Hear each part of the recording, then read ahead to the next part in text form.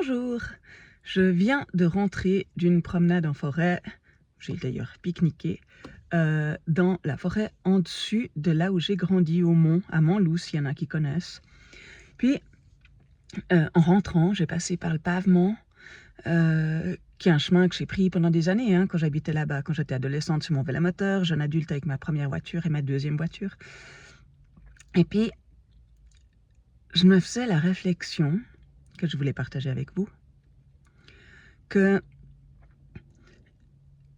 alors, je sais pas si vous, ça vous fait ça, mais moi, en tout cas, quand je suis témoin du changement des lieux dans lesquels j'ai grandi, ça me laisse avec une émotion un peu difficile à décrire, pas très agréable, un peu vertigineuse, comme ça.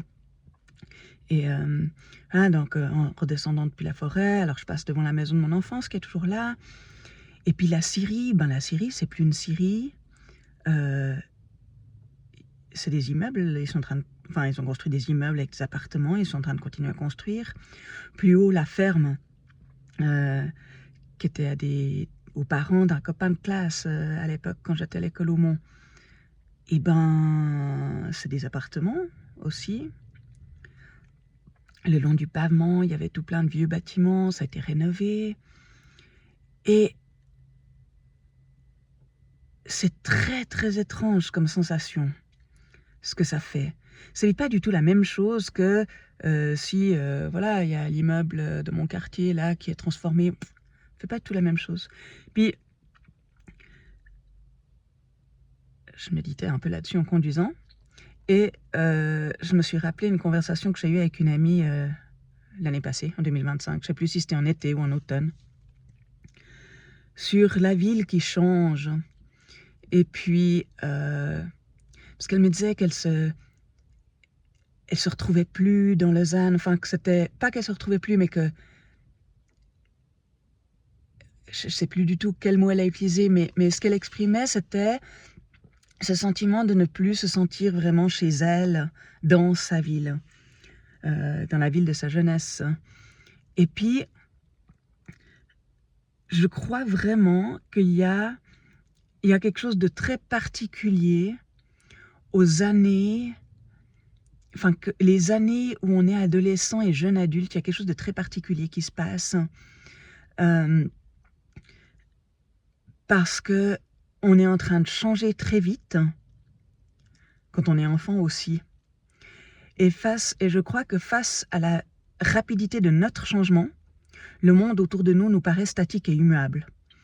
La Syrie, pour moi, elle a toujours été là. Ça a toujours été comme ça, c'est comme ça qu'il est le monde. Il y a une Syrie là. Et c'est pas vrai, elle a été construite à un moment, cette Syrie, je sais pas quand. Il y a un moment, il y a des gens qui étaient là, oh, avant, il y avait un truc, puis maintenant, il y a une Syrie. Et j'ai vu d'ailleurs l'entreprise qui avait la Syrie, la Syrie Ménétrait. Et il y a Ménétrait, Sol, PVC, Parquet. Alors, est-ce que c'est la même entreprise qui s'est transformée? Est-ce que c'était deux entreprises séparées à l'époque? Je ne sais plus, mais bon, détail. Ce que je voulais dire, c'est que je crois que la ville, elle change toujours, elle change tout le temps. Mais que quand on est jeune, quand on est enfant, quand on est jeune adulte, on s'en rend pas compte. On s'en rend pas compte parce qu'on est en train de découvrir le monde. On découvre tout le temps des choses, et puis les choses, elles sont comme elles sont quand on les découvre. Puis nous, on se transforme, notre regard sur le monde change à un rythme beaucoup plus rapide que le monde lui-même. Et donc, on grandit avec cette impression, cette illusion, en fait, que le monde, c'est quelque chose de figé et d'immuable, que ça change pas. Ou en tout cas, que le monde tel qu'on le connaît, c'est le monde tel qu'il devrait être. Il est juste. C'est le monde dans lequel on s'est construit, donc c'est logique qu'il y a quelque chose où il a contribué à nous faire, ce monde. Donc il est comme il est. Et quand on se rend compte qu'il change, moi en tout cas, je trouve ça très inconfortable. C'est comme si ça me désancrait à quelque part, que je perdais un peu un sentiment d'appartenance, des repères, hein. Cette série, quand j'étais gosse, on allait chercher des déchets de bois pour construire des cabanes dans la forêt. Elle n'est plus là. Alors, j'ai déjà vu, hein, ça, c'est pas du tout des choses que j'ai découvertes aujourd'hui, tout ce que je vous raconte, mais aujourd'hui, je pensais à ça et je me disais, il y a vraiment quelque chose, je suis sûre qu'il y a des études là-dessus, en psycho, en sociaux, enfin, je suis sûre qu'il y a de la littérature là-dessus et que je n'invente rien, hein, que je n'ai rien découvert, mais enfin, c'est une prise de conscience pour moi qu'effectivement, plus l'âge avance, et plus c'est passé du temps où nous, on se transforme peut-être moins et où on commence aussi à avoir le recul pour voir combien le monde se transforme. Moi, je sais que la première fois, vraiment, la première fois que j'ai été exposée à ça, que j'ai ressenti ça, c'est quand je suis rentrée d'Inde. J'avais passé une année en Inde quand j'avais 25 ans. Donc entre 24 et 25, non, entre 25 et 26 ans. Donc voilà, c'est des années, on est encore jeune, on est encore en train de se construire à cet âge-là. Enfin, on est toujours en train de se construire, mais... et je me souviens que quand je suis rentrée à Lausanne, c'était extrêmement déstabilisant de me prendre dans la figure une année de changement d'un coup.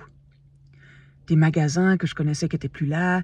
Il y avait, en plus, c'était en 2000, donc tous les magasins les magasins genre Mobile Zone pour les téléphones mobiles, c'était pas des smartphones à l'époque, mais tous ces magasins étaient apparus partout. Tout le monde avait des trottinettes. C'était très bizarre. Ça m'a fait en fait l'effet que j'étais pas en train de rentrer chez moi, que mon chez moi que j'avais quitté une année avant, il était perdu. D'ailleurs, il m'a fallu, je crois, bien 3 ans pour me remettre de ce choc culturel en retour. Voilà. Donc voilà, réflexion que je voulais partager avec vous. Je pense que quand on a plus bougé dans sa vie, on est peut-être moins confronté à ça. Hein. Moi, j'ai vécu toute ma vie à Lausanne, ou environ, donc je suis sur le terrain de mon enfance, de mon adolescence, mes jeunes années d'adulte. Le collège où j'étais entre l'âge de 10 et 15 ans, donc où j'ai passé 5 années de ma vie, le collège des Bergères, mais il est juste en haut de chez moi. Je vais faire mes courses juste à côté. Et de temps en temps, j'y passe parce que j'ai une copine qui habite de l'autre côté, donc je traverse le collège et alors les bâtiments sont encore là. L'arbre est encore là, il y avait un grand arbre au milieu de la cour, mais il y a des choses qui changent. Et c'est très bizarre, parce que j'y ai passé 5 années de ma vie. Alors c'est quand même pas mal, 5 années. Mais quand on a entre 10 et 15 ans, 5 ans, c'est une éternité. C'est un tiers de notre vie à 15 ans, 5 ans. Hein, c'est tout notre monde, il se résume à ça.